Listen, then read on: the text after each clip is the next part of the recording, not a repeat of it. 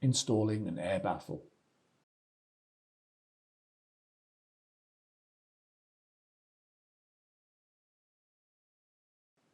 Align the tabs on both sides of the air baffle with the corresponding slots on both sides of the chassis.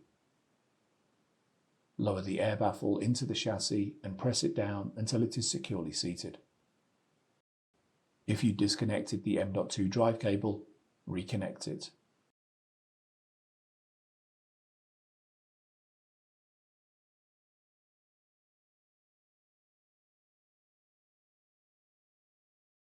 Install the top cover.